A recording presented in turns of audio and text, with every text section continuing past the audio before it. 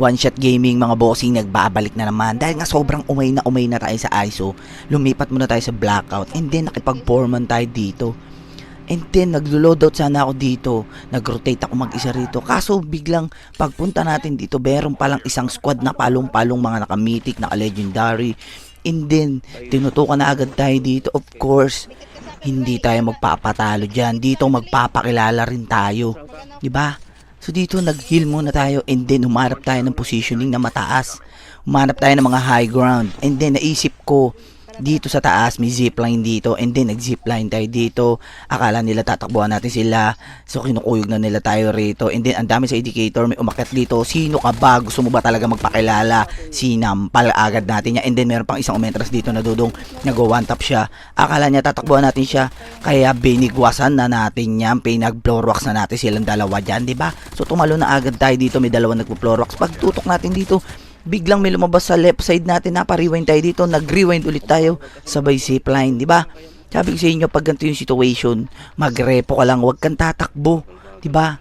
Hindi ibig sabihin nun, takot ka, ibig sabihin nun, mahusay kang dumiskarte, kasi nagre-repo ka, hindi mo sila nilalabanan ng sabay-sabay.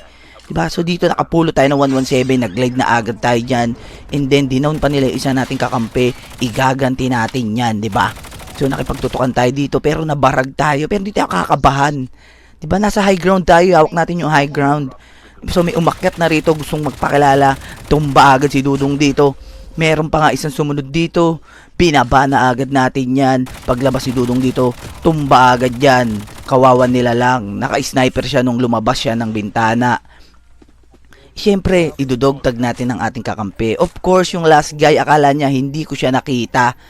And then, aabangan ko siya rito. Pagbalik natin, tinutukan na agad natin yan. Bawi na lang kayo sa susunod na lobby. Diba? Ganun lang. So, dito may kalaban pa nga tayo yung LV boys. And then, nag-push na tayo, nag-flank tayo dito. Nag-throwables na rin tayo. Diba? Kasi napaka-importante ng throwables. Panggulo yan. So, dito nag-push na agad tayo. And then, may nakita tayo nag-i-sniper dito. Pag-flank pa nga natin dito. Tinutukan na agad natin yan. Itinumba na agad natin si Dudong doon. And then may naka-sniper, of course. Nag-rewind muna tayo. So down 1 na sila rito. And then ipupush na natin yan. So pag-flank natin dito, biglang may nakipagtutukan dito. Hindi tumagal ng 3 segundo. Tumba agad si Dudong doon. Diba? So naghilhil muna tayo dyan. And then, dinali pa nga ng LB boys yung kakampi natin. Of course, igaganti natin yung isa rito. Nagpo-floorwax, tinuluyan na natin. Biglang umenter na naman dito yung isang Dudong. Pero nag-out muna tayo kasi naunahan niya tayo sa tutok. Diba? Siyempre pag ganyan situation, kalma ka lang. And then isip ka ng diskarte. Ito na, lumabas na nga yung LB boys dito. Tinutukan na natin. Tumba agad yan. Hindi niya na na-flex yung LB niya rito. Diba? Kasi nag-floorwax na siya dyan eh. So dito of course, nag-push na tayo dito. And then umi-sneaky play tayo dito. At may nakita pa nga tayo naka-sniper. And then hindi niya alam, ginapang ko na siya. Pagtutok ko dito, lusaw na agad ang Dudong dito. And then nasa kabila, nagigibaan sila. Sadboy na nga yung mga kakampi. Tinutukan ko na naman yung isang Dudong dito. Tumba agad si Dudong doon. Hindi tumagal. Diba? So may nagigibaan pa rito. Tinutukan natin yung isa pero hindi natin matamaan. Diba ganito yung masarap kakampi guys? Chinichir ka pag ikaw yung last guy. Diba? Tanyo pag last guy tayo, exposure natin yan. Kailangan natin magpakilala. Kailangan natin ipanalo yan. Hindi tayo pwede magpatalo sa mga yan. Diba? So dito nag-flank na agad tayo. Hindi tayo nagdalawang isip. And then biglang may gustong magpakilala na Dudong dito. Tinutukan natin. Hindi tumagal ng 2 segundo. Tumba agad si Dudong dun. Diba? So dito naghihil muna tayo and then gumagawa tayo ng diskarte.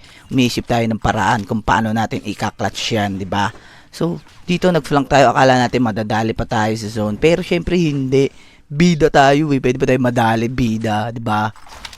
So dito naiisip ko, iikutan ko yung nandito sa taas. Pero naisip ko naman mag-push dito sa left side. Pero naisip ko na lang dito na lang sa right side and then tinutukan ko to nasa high ground.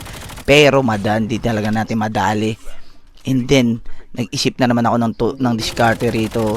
So, dito, hindi ko pa rin siya nadali. And then, biglang, nagulat ako, biglang may lumabas dito sa left side natin.